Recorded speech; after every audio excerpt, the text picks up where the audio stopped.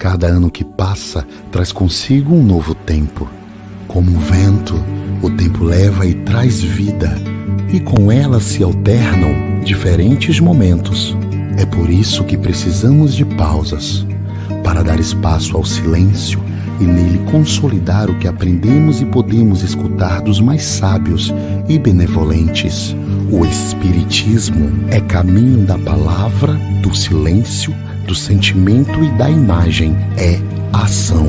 Como um canal de prática de amor e difusão de conhecimento, a FEB TV existe para transmitir os postulados do Espiritismo e oferecer roteiros que permitam avançar nesta trilha que é a vida. Agradecemos muito a vocês por fazerem parte da corrente. Graças às doações, podemos realizar nossa missão de estar perto e propagar a doutrina espírita. Vamos seguir juntos plantando e colhendo a paz. Seja você também um investidor do bem. Colabore com a FEB TV. Juntos podemos mais. febtv.com.br.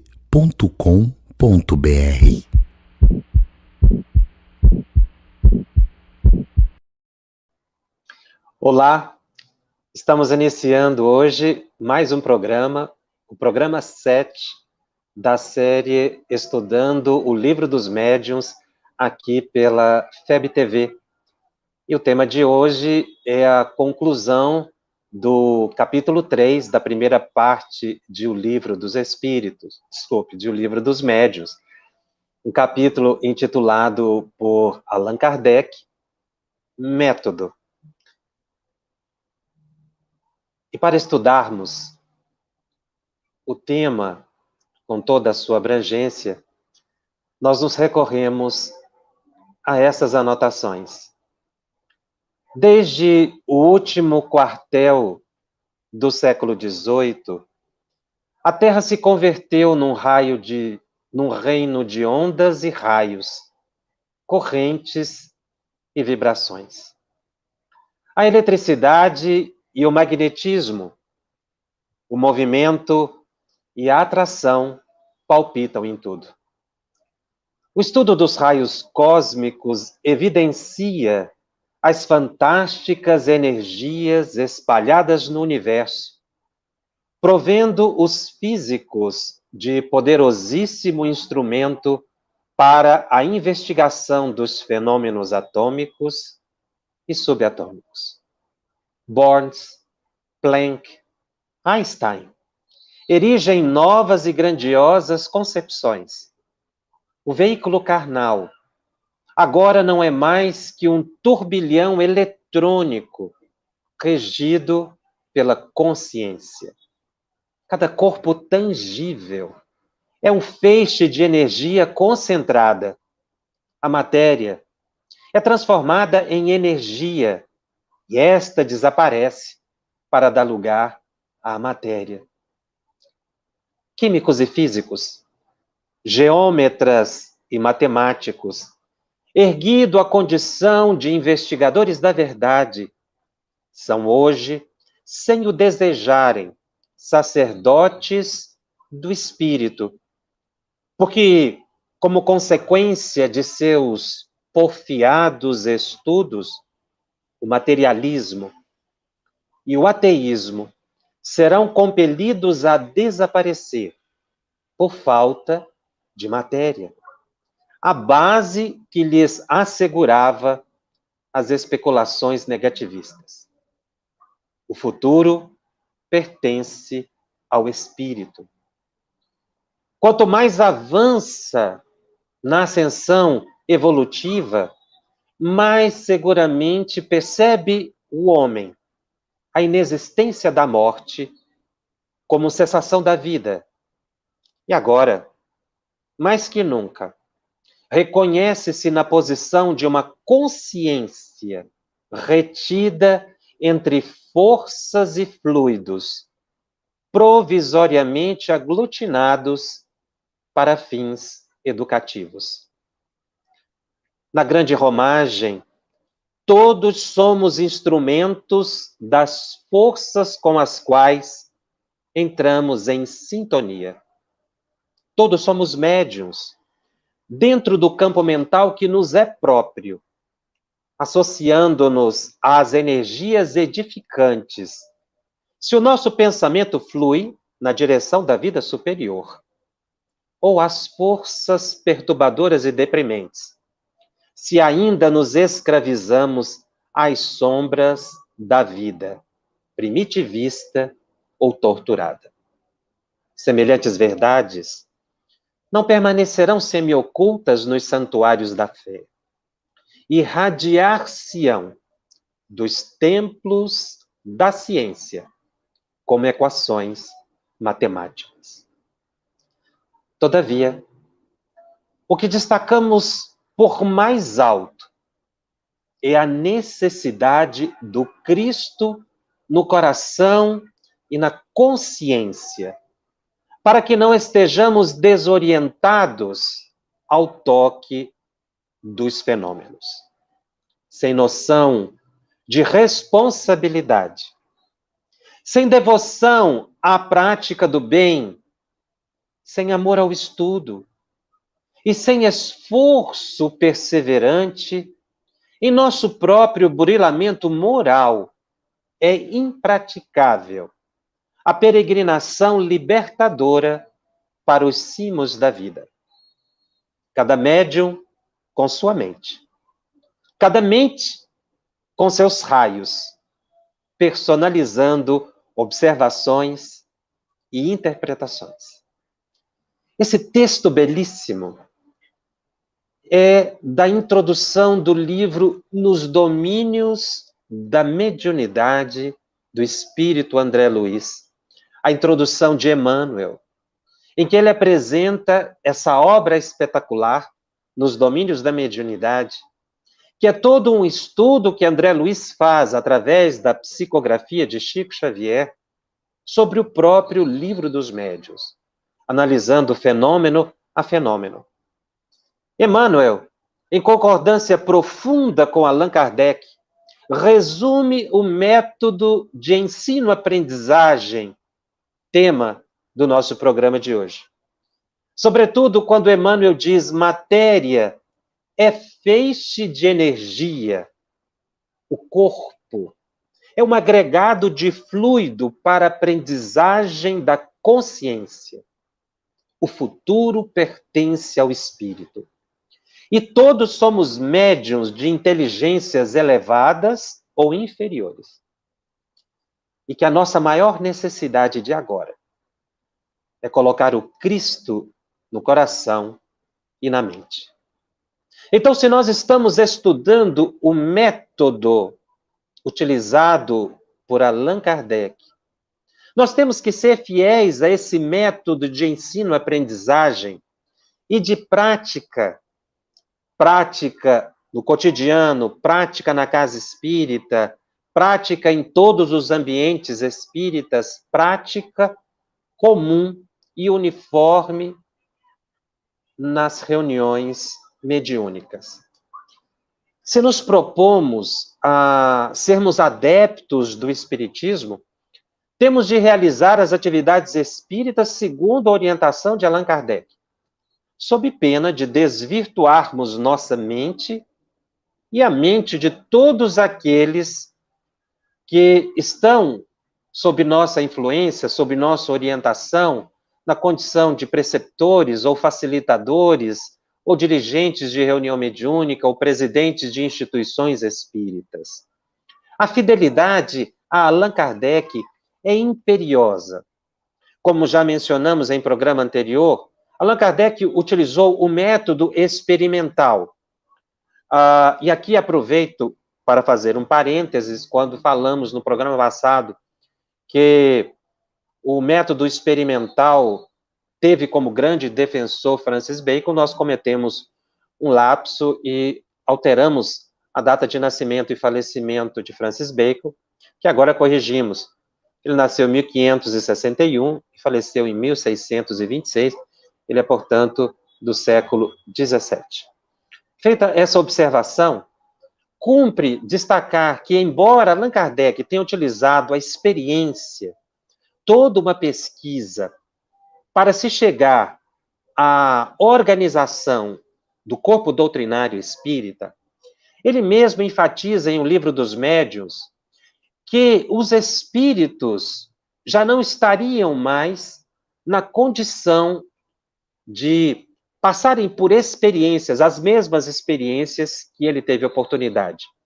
Os espíritos disseram isso a Allan Kardec, e ele anota nesse capítulo o método, exatamente porque a obra, O Livro dos Médiuns, foi um livro de compilação de Allan Kardec, de textos mediúnicos. Ele menciona que o Livro dos Espíritos é uma obra, o Livro dos Médiuns é uma obra mediúnica, embora ele não tenha colocado ali o nome dos médiuns e dos espíritos. Mas que os espíritos não estariam mais condicionados a essa experimentação. E ele completa dizendo que se nós quiséssemos fazer hoje a experimentação, ele diz naquela época, quase 160 anos atrás, ano que vem o Livro dos Médiuns completa 160 anos, já naquela época, os espíritos haviam informado que para novas experimentações, seriam necessários um grande número de médiuns com as mais variadas possibilidades mediúnicas, o que se tornaria praticável e desnecessário, uma vez que eles mesmos, os espíritos superiores, já haviam enviado o Livro dos Médiuns. Essa informação é muito importante, principalmente na atualidade, depois desse tempo todo, quando agora estamos subordinados a interpretações das mais variadas sobre a obra e sobre a doutrina espírita, cada qual buscando a melhor interpretação. Mas quando nós recebemos, às vezes, mensagens mediúnicas que querem alterar um postulado espírita, essa mensagem não pode ser aceita, será conflita com o pensamento espírita. Primeiro, porque Allan Kardec não psicografou o Livro dos Médiuns, ele foi pesquisado, ele foi, passou por um processo de experimentação. Então, para alterar um postulado espírita, seria necessário repetir o processo, o método de Allan Kardec. E isso é impraticável. Nós temos hoje mensagens mediúnicas que interpretam o pensamento de Allan Kardec, que tem profunda concordância com Allan Kardec, como esse texto que nós citamos do Espírito Emmanuel, que explica todo o método, não é? E a essência do Espiritismo, que é a compreensão da existência do Espírito, a sobrevivência e a comunicabilidade. E Emmanuel, ainda como um dos maiores, um dos grandes intérpretes da obra de Allan Kardec, segundo ele mesmo diz isso na introdução do livro Seara dos Médiuns, ele se coloca assim como um intérprete de O Livro dos Médiuns, já que Seara dos Médiuns é um livro interpretativo de vários trechos do Livro dos Médiuns. Emmanuel, no livro Luz no Caminho, psicografado por Chico Xavier, numa mensagem chamada Unamo-nos em Jesus, ele nos faz a seguinte advertência, muito atual, embora essa mensagem seja da década de 90. Diz Emmanuel: entre os numerosos problemas doutrinários do Espiritismo, no momento que passa, temos como dos mais importantes o da unificação dos métodos da prática espiritista, em suas relações com o plano invisível, em cuja heterogeneidade surgem, por vezes, extravagâncias numerosas, frequentemente sugeridas pelos inimigos da verdade, adversários ferrenhos de todas as expressões do progresso espiritual da humanidade sofredora. Emmanuel, seguindo o pensamento do codificador e observando a própria movimentação das instituições espíritas e do próprio movimento espírita, utiliza essa expressão extremamente importante. Nós precisamos unificar os métodos da prática espiritista. Unificar em torno de Allan Kardec, porque tem surgido extravagâncias numerosas, cada um criando um método próprio, um jeito particular de realizar reunião mediúnica, o que ele chama de extravagâncias, trazendo para o bojo da doutrina espírita ideias muitas vezes pessoais, conflitantes, discordantes. ele diz que aqueles que assim agem são os inimigos da verdade. Ou poderíamos nós dizer, os inimigos do espírito de verdade, que foi o grande orientador de Allan Kardec. Adversários ferrenhos de todas as expressões de progresso espiritual da humanidade sofredora. Então nós temos que tomar muito cuidado na prática espiritista para não criar um modo específico ou próprio, que não foi orientado por Allan Kardec, sobre pena de extravagâncias doutrinárias, de fugirmos da unificação do método e nos desvirtuarmos, abrirmos para espíritos mistificadores, que são os inimigos do espírito de verdade ou inimigos da verdade, como disse Emmanuel. Então não basta que o fenômeno seja produzido por um médium. O modo de acontecimento desse fenômeno deve ser espírita.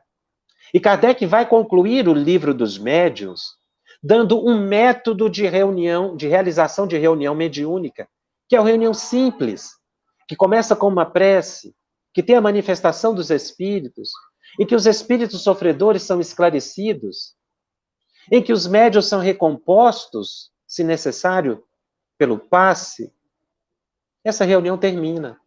Então, sem nenhuma espetacularidade. Aquilo que foge desse processo são práticas particulares.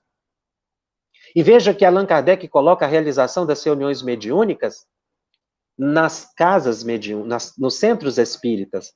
No caso dele, na Sociedade Parisiense de Estudos Espíritas.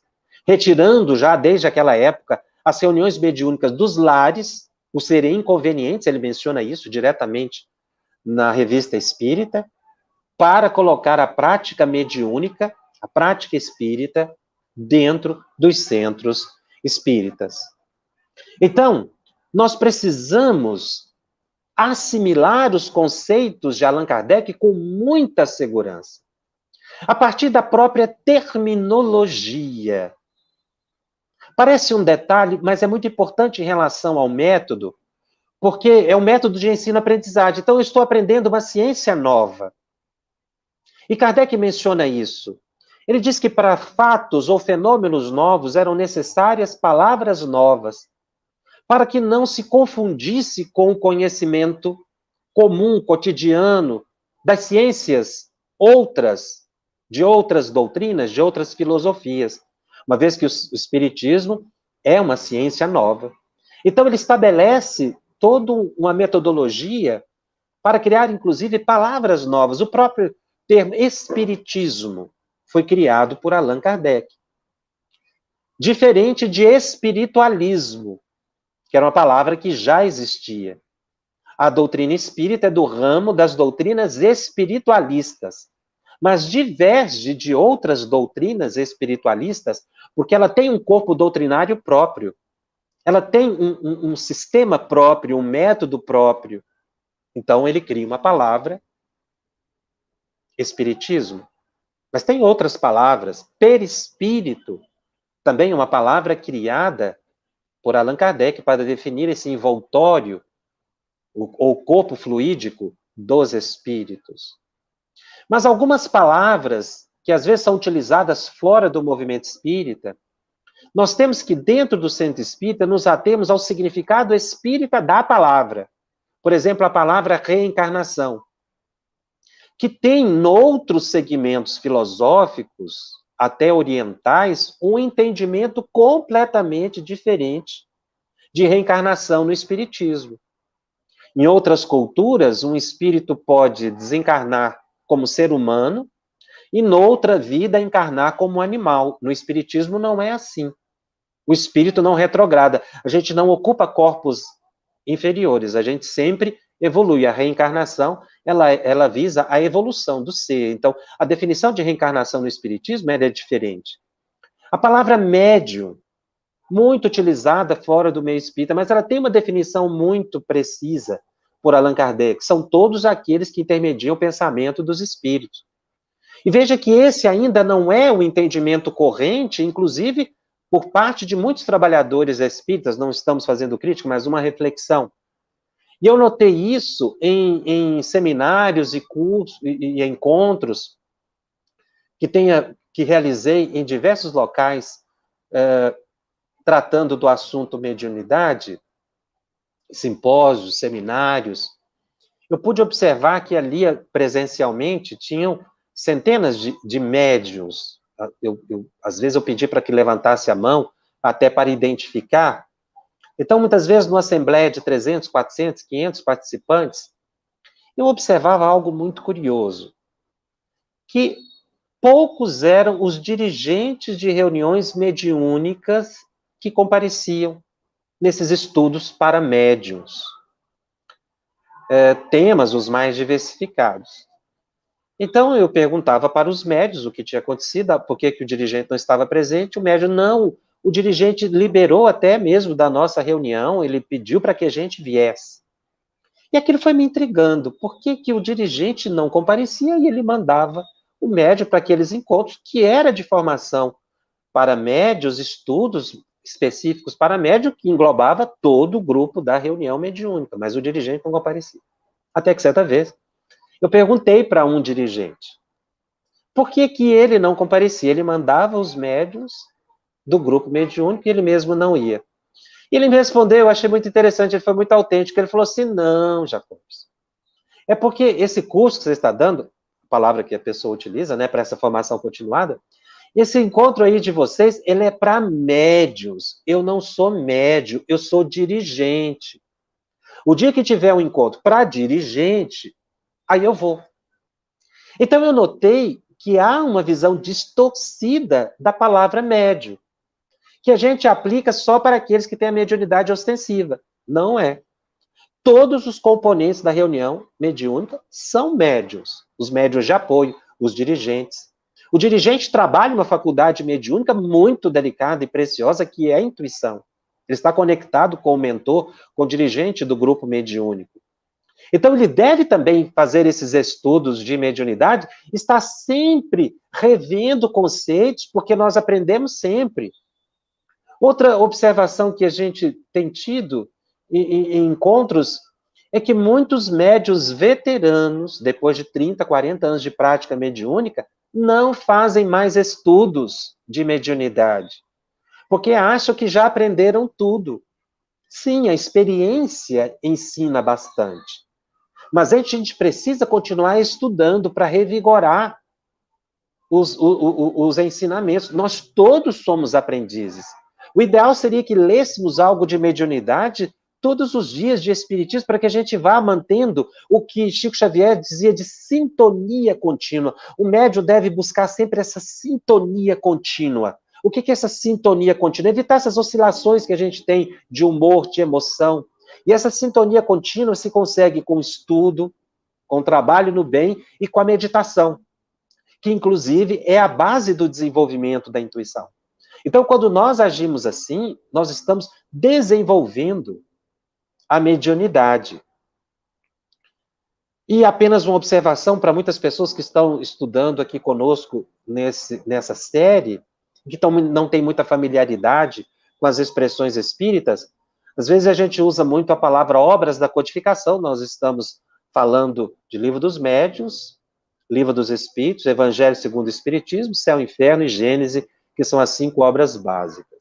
A gente usa muito também a palavra codificação, ou codificador, uma palavra muito corrente nos centros espíritas. Allan Kardec, o codificador. O que significaria esse codificador? É porque ele, na verdade, a palavra codificação significa trazer em palavras, transformar em palavras, que são os códigos, né? As palavras são a forma de nós nos comunicarmos, códigos, portanto, do pensamento dos espíritos nos livros. Então, ao organizar os livros, ele se tornou um organizador, um codificador. Mas, na verdade, ele foi mais do que isso, ele foi um pesquisador, um experimentador, um cientista.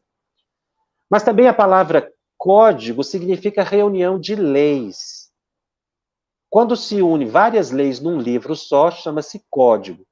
Kardec se referia ao livro do Evangelho segundo o Espiritismo como código divino, porque o Evangelho segundo o Espiritismo é o desdobramento da terceira parte de O Livro dos Espíritos, onde estão contidas as leis morais. Kardec reuniu todas as leis morais num livro só, o Evangelho segundo o Espiritismo, e ele nomina o Evangelho de Código Divino. Então, daí, por consequência, alguns utilizarem a palavra codificador para se referir a Allan Kardec. Então, nesse capítulo do método, quando a gente estuda a questão do adepto, da aprendizagem espírita, Kardec faz uma observação muito importante que vale até mesmo para os dias atuais. O fenômeno nunca foi capaz de convencer uma pessoa. As pessoas se convencem pela lógica. Nós já observamos, e acredito que muitas pessoas que nos ouvem nesse instante já devem ter observado, se são frequentadores de reuniões mediúnicas e de centros espíritas. Muitas pessoas chegam no centro espírita, assistem o fenômeno acontecer e saem incrédulas. Muitas não acreditam. Muitas acreditam, aceitam, mas não se tornam espíritas. Por quê? Isso é uma observação que Allan Kardec faz. A única coisa que é capaz de transformar uma pessoa em espírita, no sentido mais amplo da palavra, aquela que conhece as leis que regem as relações da matéria com o mundo espiritual, aquelas pessoas que concebem a existência e a sobrevivência do espírito, portanto, espíritas, são aquelas que se convenceram pelo estudo. É o estudo pela lógica, pelo raciocínio, que leva o indivíduo a aceitar os postulados espíritas.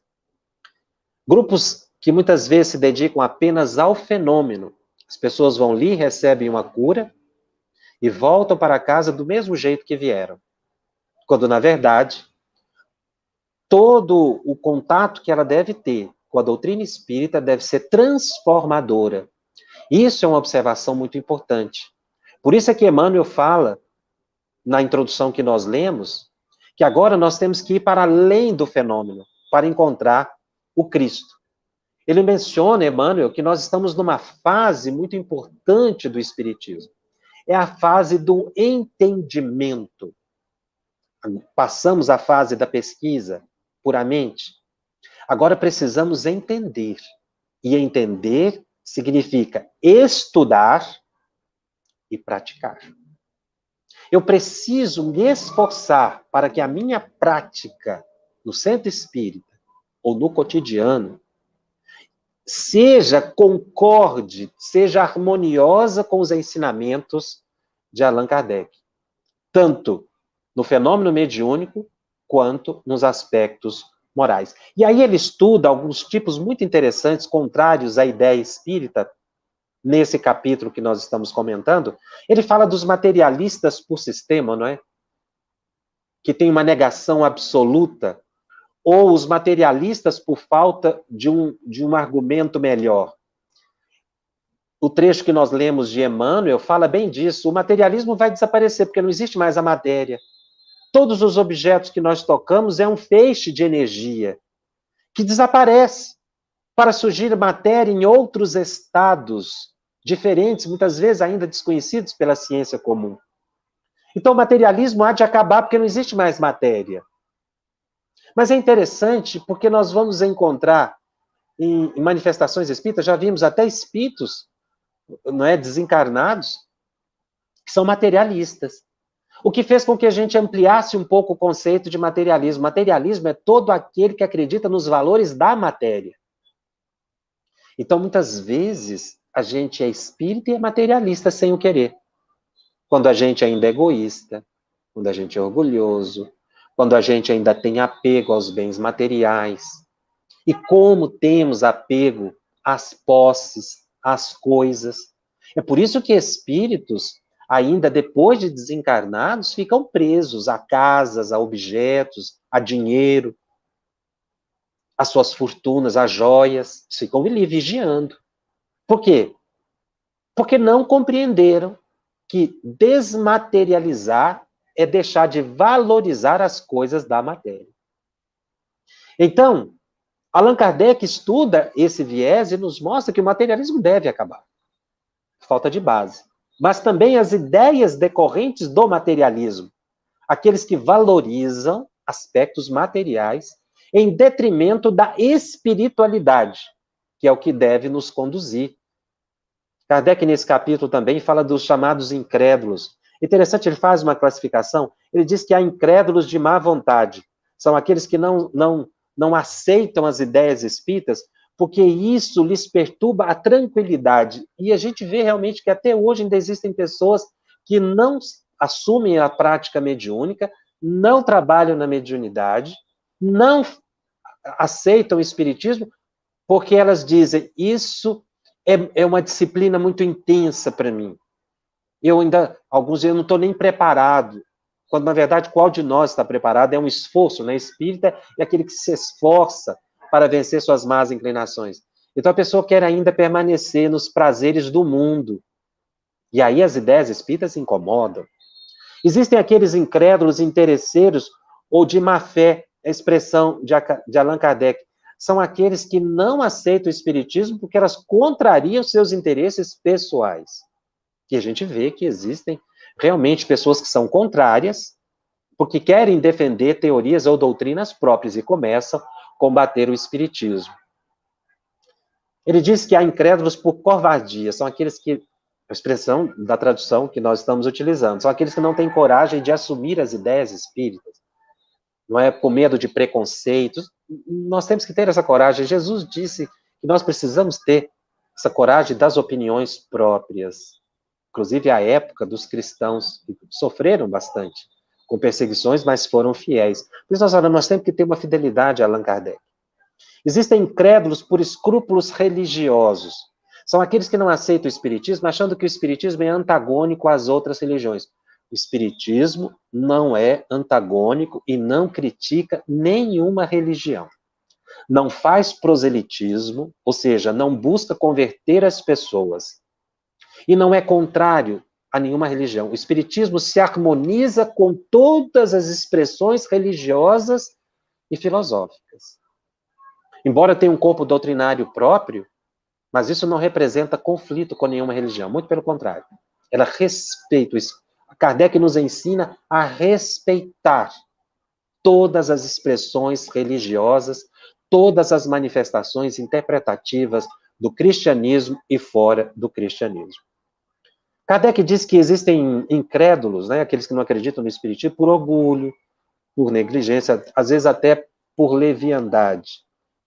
Ele vai fazendo essa categoria, não é, de pessoas que não acreditam no espiritismo, e é muito importante, quando a gente estuda esse capítulo, a gente fazer um pouco diferente, não olhar para o outro, mas olhar para nós mesmos. Até que ponto eu sou um adepto fiel ao pensamento de Allan Kardec? Porque parece que a gente fica olhando o incrédulo, e nós como se a gente tivesse a maior credulidade, no sentido de sermos espíritas fiéis àquilo que a gente sabe. Então, quando a gente observa a incredulidade alheia, é muito importante que a gente faça uma autorreflexão, para que a gente possa não criticar o outro, não ficar vislumbrando os defeitos do outro. Kardec diz que existe um tipo de incrédulo que é por decepção. Isso, às vezes, é responsabilidade nossa, de adeptos espíritas, das lideranças espíritas. São aqueles que viram mistificações em centros espíritas, fraudes, e acharam que isso é espiritismo. No próximo capítulo eu vou falar dos sistemas, e nós vamos falar das fraudes. Embora existam fraudes, isso não quer dizer que seja espiritismo. Enfim, ele vai dizendo, inclusive, dos espíritas sem o saberem. Quando ele fala dos espíritas sem o saberem, eu me lembro de Dr. Bezerra de Menezes, que depois de uma viagem, quando ele foi lendo o livro dos espíritos, ele terminou de ler o livro dos espíritos e falou para ele mesmo, isso consta da biografia de Dr. Bezerra de Menezes, grande missionário brasileiro, presidente da Federação Espírita Brasileira. Dr. Bezerra de Menezes terminou de ler o livro dos espíritos e disse a ele mesmo: tudo o que eu acabei de ler, eu sabia. Só não sabia que já o sabia. Então, ele já era espírita sem o saber, segundo a definição de Allan Kardec. Mas aí Kardec chega num ponto crucial. Ele fala de nós, espíritas. Ele fala que tem 3 tipos de espírita: os experimentadores, os imperfeitos e os espíritas verdadeiros ou espíritas cristãos. Essa classificação ela é importante para a gente refletir um pouco. Os espíritas experimentadores seriam aqueles ligados apenas ao fenômeno. Então, a pessoa frequenta um grupo espírita para ver fenômeno. Vai na reunião mediúnica para assistir o fenômeno. Vai para a reunião mediúnica para resolver os seus problemas, porque ele coloca na mão dos espíritos a culpa de tudo que sofre. Então, ele tem que buscar os espíritos para resolver os próprios problemas. Quando o espiritismo é uma doutrina libertadora de consciências, que nos faz assumir responsabilidades individuais. São os espíritas experimentadores. Os espíritas imperfeitos são aqueles que aceitam a parte filosófica, que discutem a ciência espírita, que até admiram a moral, mas não praticam. Muitas pessoas, inclusive, discordam da expressão que Allan Kardec coloca, espíritas cristãos, que ele diz que são os espíritas verdadeiros. Porque ele coloca em Jesus como grande referencial, não por ele mesmo, porque os espíritos é que disseram a ele em O Livro dos Espíritos, que Jesus é o nosso guia e modelo, o ser mais perfeito que passou pelo planeta. Então nós temos um referencial para buscarmos o aperfeiçoamento. É Jesus Cristo, que foi o que o Emmanuel fala na introdução de um livro, Nos Domínios da Mediunidade, que nós lemos. Jesus Cristo é o nosso guia e modelo. Então, ele é a grande referência de moral que nós temos.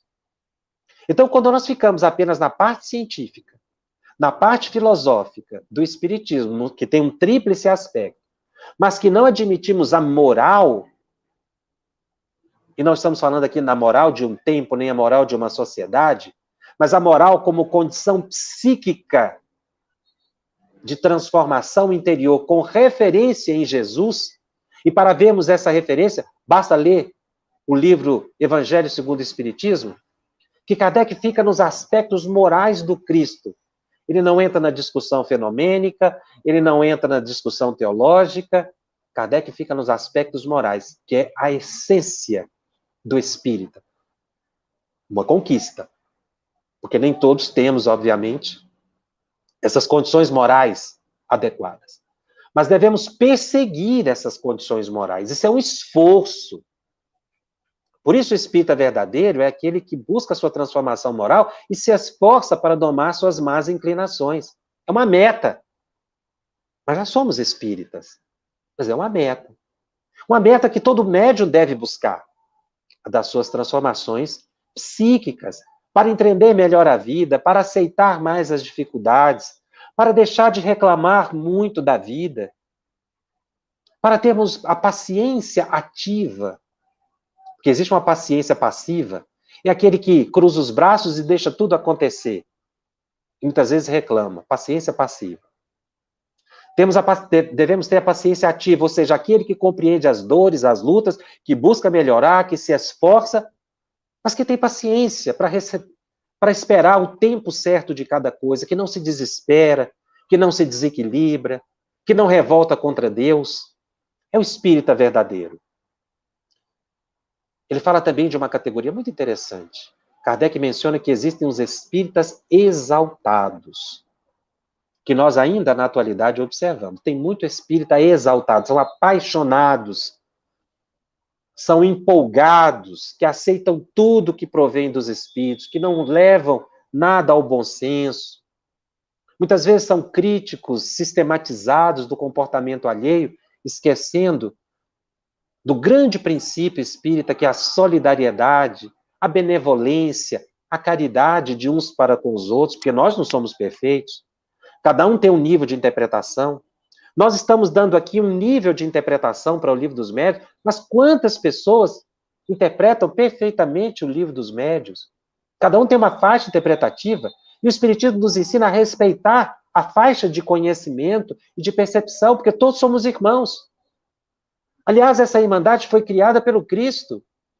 Amai-vos uns aos outros como eu vos amei. Significa que eu devo amar e me sentir amado. Eu devo acolher o companheiro e me sentir acolhido. Kardec menciona, não justifica no Espiritismo, cismas, divisões. Porque se todos nós tivermos a mesma visão interpretativa ou boa vontade com a interpretativa do outro, vemos o lado bom, nós não vamos nos dividir. Nós vamos nos unir, respeitando o outro como ela é. Se nós formos espíritas exaltados, diz Kardec, nós seremos presas fáceis aos espíritos mistificadores. E ele menciona algo belíssimo nesse capítulo, no item 30. O verdadeiro espírita deixará, repito, corrigindo, o verdadeiro espírita jamais deixará de fazer o bem. Há corações aflitos para aliviar, consolações a dispensar, desesperos a acalmar, reformas morais a operar. Essa é a sua missão, espírita verdadeiro. Aí ele encontrará a sua verdadeira satisfação. Então Kardec mostra nesse capítulo o que é ser espírita, pelo método, pelo jeito de aplicar o espiritismo. Então, nós vamos observar que não será útil tentar converter as pessoas, mas agir segundo Emmanuel, no livro Religião dos Espíritos, quando ele comenta qual o maior argumento que nós temos para convencer o outro da nossa fé, da nossa convicção espírita. Qual seria o melhor argumento para mostrar para o outro o que é o espiritismo verdadeiro? E Emmanuel diz que o maior argumento que nós temos é do exemplo. É o exemplo que é capaz de dizer ao outro, silenciosamente, o que o espiritismo é capaz de fazer por mim. E no momento em que eu demonstro isso, eu convenço o outro. Eu sou capaz de levá-lo a refletir e a estudar para que ele possa se tornar um adepto seguro do espiritismo. E é aí, nessa questão da aplicabilidade do conhecimento espírita, que nós não podemos deixar de anotar uma pergunta que é feita ao Espírito Emmanuel no livro O Consolador, em que ele fala desse aspecto moral que Allan Kardec destaca tão bem. Pergunta ao Emmanuel, na questão 410, onde o maior escolho do apostolado mediúnico? Ou seja, qual é o maior obstáculo? Qual é a maior dificuldade que o médium enfrenta para o apostolado mediúnico? E Emmanuel é de uma sublimidade. Ele diz que o primeiro inimigo do médium reside dentro dele mesmo. Frequentemente é o personalismo, é a ambição, a ignorância, a rebeldia no voluntário desconhecimento dos seus deveres à luz do Evangelho. Fatores de inferioridade moral que o levam à invigilância. Pela falta da humildade, pela falta da boa vontade. Mas Emmanuel diz que há um segundo inimigo do médium, que nos leva muito à questão desse capítulo do método. Emmanuel diz que o segundo inimigo mais poderoso do apostolado mediúnico não reside no campo das atividades contrárias às expansões da doutrina, mas no próprio seio das organizações espiritistas. Ele está falando do grupo que rodeia o médium. Quando o grupo estimula o médium ao fenômeno, quando o grupo estimula o médium ao guiísmo, à vaidade, são inimigos silenciosos do médium, que estimulam nele o personalismo. Por aquelas pessoas que se convenceram pelo fenômeno, espíritas experimentadores, né, na expressão de Allan Kardec, mas não se converteram ao evangelho de coração, ou seja, não se tornaram espíritas cristãos.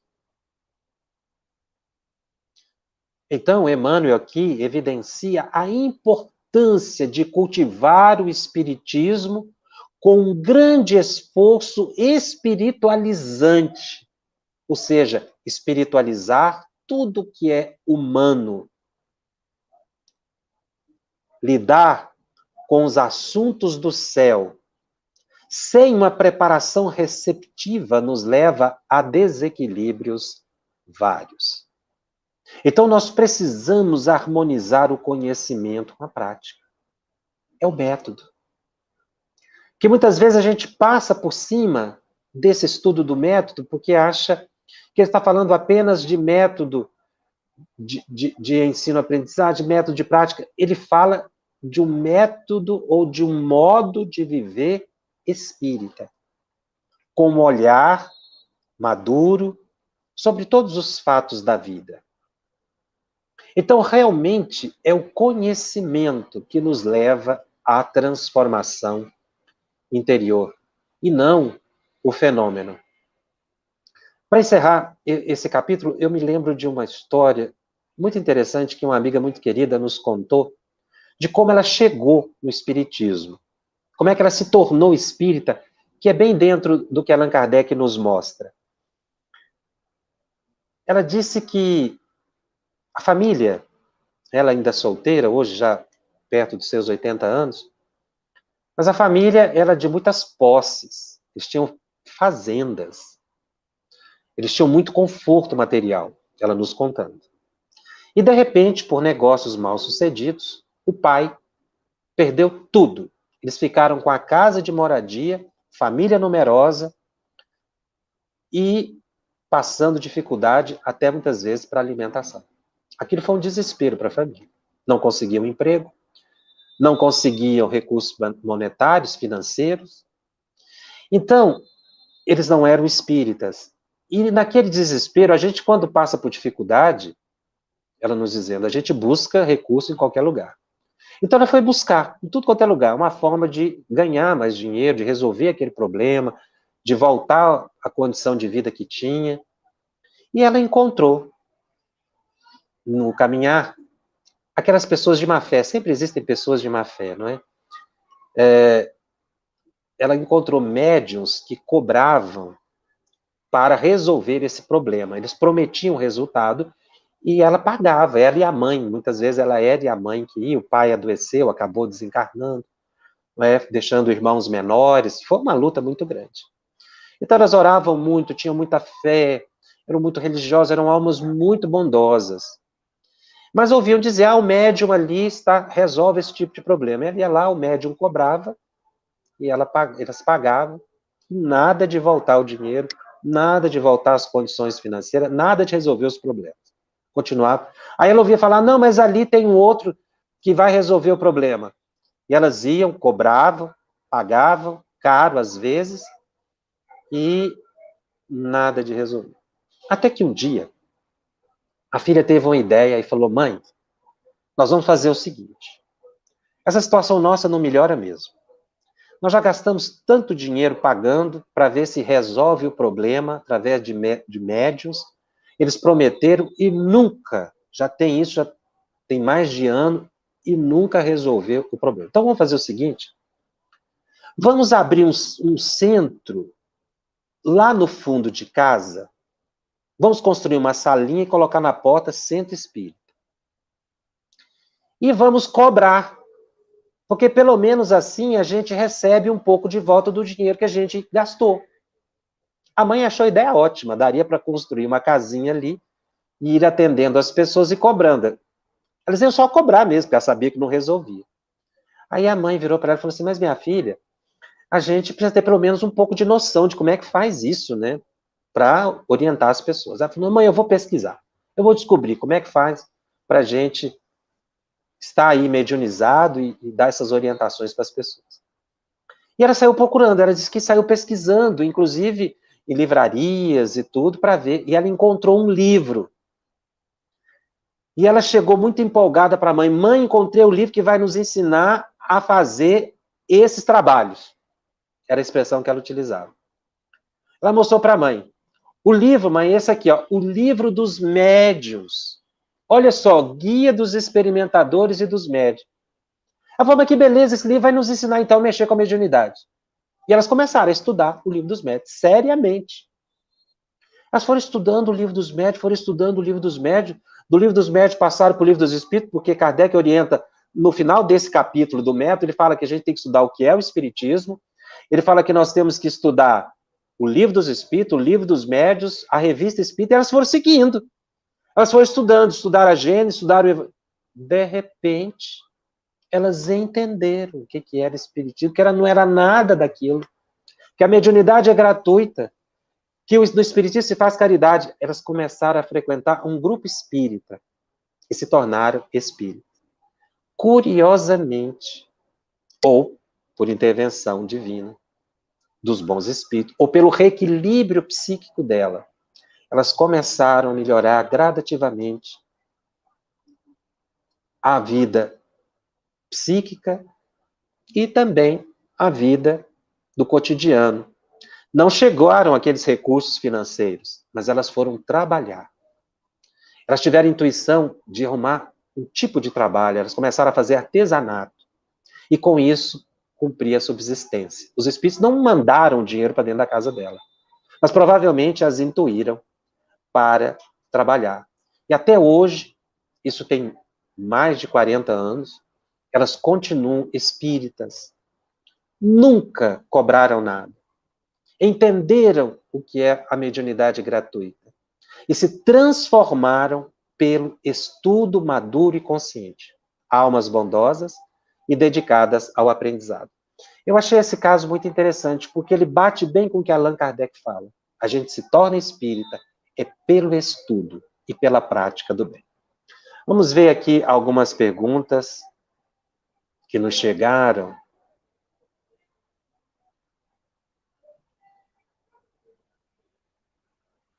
É possível uma pessoa, o Eduardo nos pergunta, é possível uma pessoa que não é médium ostensivo, ao estudar o Livro dos Médiuns, passar a desenvolver esse dom?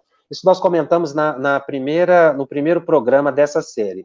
Só desenvolve mediunidade quem foi preparado no mundo espiritual para isso, quem já tem a peculiaridade. Tem pessoas que nunca vão desenvolver a mediunidade ostensiva, mas a gente pode desenvolver a faculdade mediúnica intuitiva, que é uma mediunidade muito estável e que a gente desenvolve pelo estudo, pela prática do bem e pela meditação.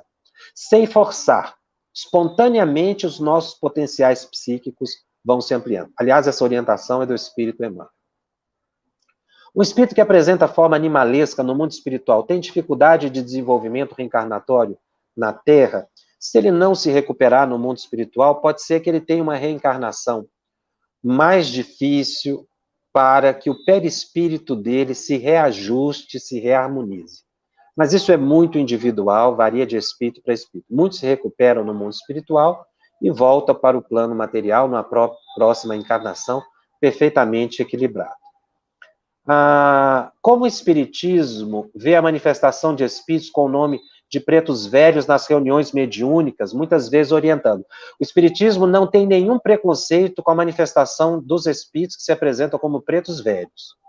Nunca. Muito pelo contrário, o Espírito André Luiz, nos domínios da mediunidade, fala que aqueles que têm preconceito com a manifestação de espíritos que se apresentam dessa forma, erram. Porque são espíritos que estão presos ainda a uma forma. Quanto mais o espírito evolui, mais ele se desprende da forma. É muito importante entender isso. Isso não é preconceito. É o entendimento da categoria. Então, tem espíritos que são inferiores e são espíritos bons. Como muitos de nós, é inferior e é bom. Não é porque é inferior que é mal. Então, os espíritos, segundo eles nos explica o próprio Allan Kardec, quanto mais ele se purifica, mais ele se desprende das formas materiais. Porque o espírito, ele vai verificando que ele teve tantas encarnações que ele pode adquirir qualquer forma. Então, ele pode adotar nenhuma dessas formas, ter no mundo espiritual a forma que lhe seja de interesse.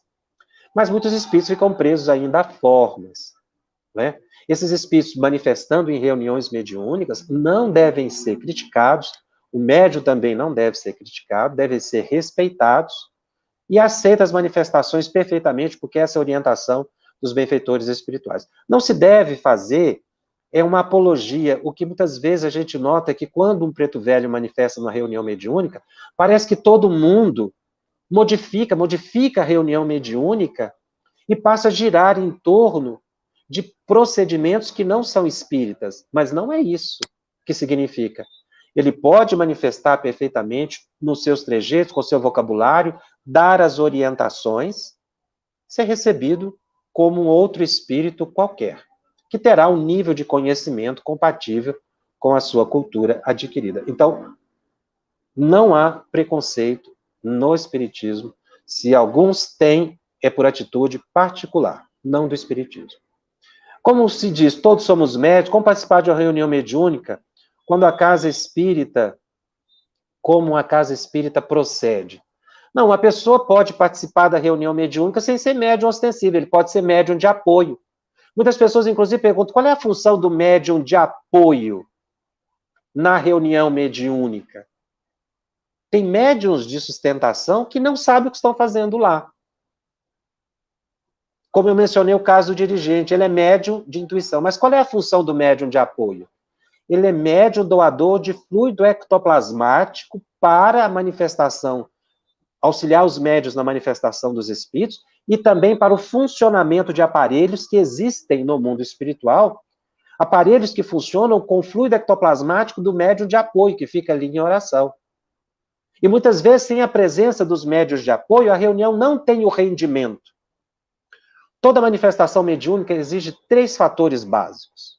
Um dirigente equilibrado, um médium com condições para transmitir o pensamento dos espíritos e o meio, o ambiente, as pessoas que estão em torno, com condições morais também compatíveis. Então, a pessoa que não tem mediunidade ostensiva, ela pode frequentar a reunião mediúnica perfeitamente, ela será médium de apoio e ela poderá também trabalhar com o tempo, aplicando passe na reunião mediúnica, quando é necessário, não é sempre, ou então até ajudar no esclarecimento dos espíritos. A Vívia pergunta, o médium que não sabe ler e não tem acesso à tecnologia, como estudar? Quais os métodos que nós podemos utilizar? Isso me faz lembrar de uma experiência muito interessante que nós tivemos quando nós começamos um grupo de estudo mediúnico para médiums já em idade bem avançada. Nós começamos com 4 idosos, como poderíamos dizer, né, assim, mais vulgarmente, médiuns que já estavam na casa há muitos anos.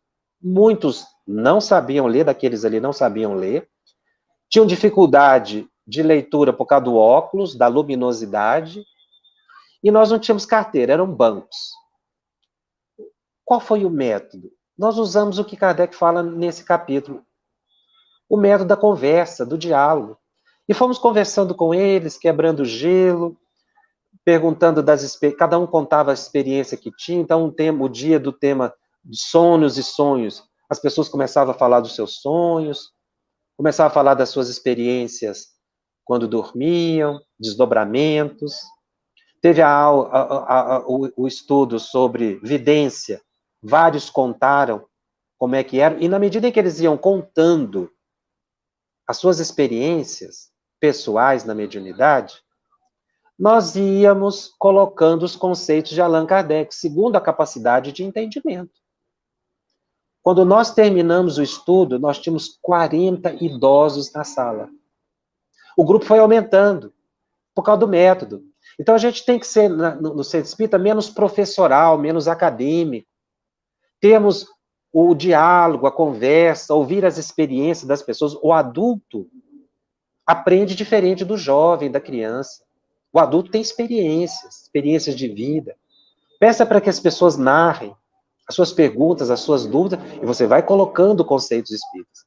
É uma metodologia de observação, é uma metodologia mais interativa, e que a gente não fica lá em pé, dando aula, não é?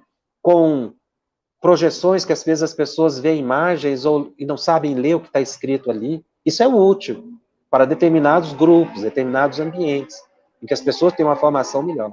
Mas grupos de pessoas que não sabem ler, ou que têm dificuldades interpretativas do que lê, São aqueles analfabetos funcionais, como se classifica, né? Ou seja, a pessoa sabe ler e escrever, mas não interpreta o que lê.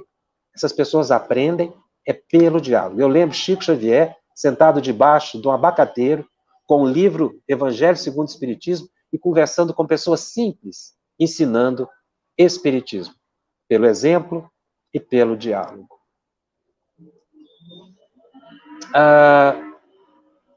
Um médium ostensivo que, por escolha, não quer trabalhar com sua mediunidade, mas é uma pessoa caridosa, e mesmo sem estudar, ela será cobrada por isso? Ela tem que trabalhar a sua mediunidade? Nós trabalhamos a mediunidade no cotidiano.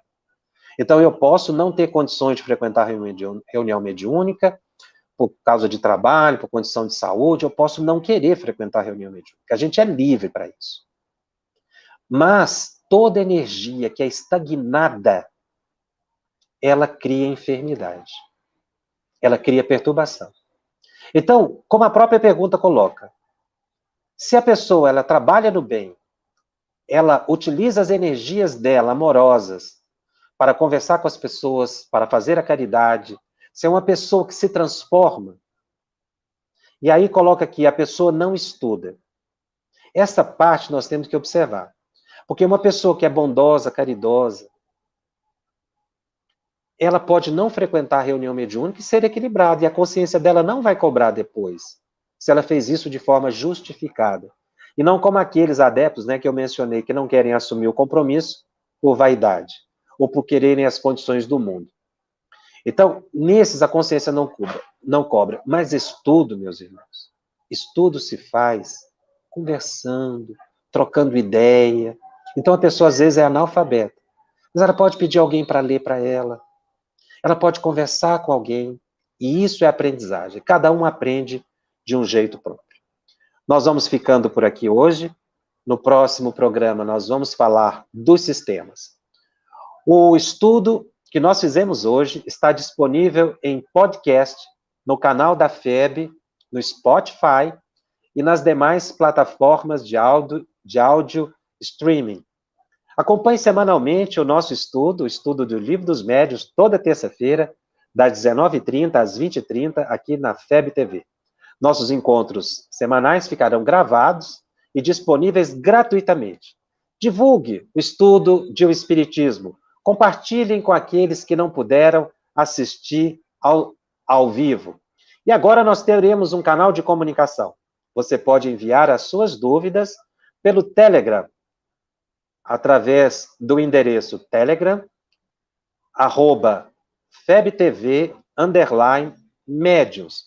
Nós temos um grupo que vai responder as suas dúvidas, as suas sugestões. Nós estaremos aqui, junto com você, para aprendermos todo dia um pouquinho mais. Até a próxima semana. Estudando o Livro dos Médiuns. Um estudo sequencial da obra O Livro dos Médiuns de Allan Kardec. Essa é a nossa forma de transmitir esperança, conhecimento e alegria.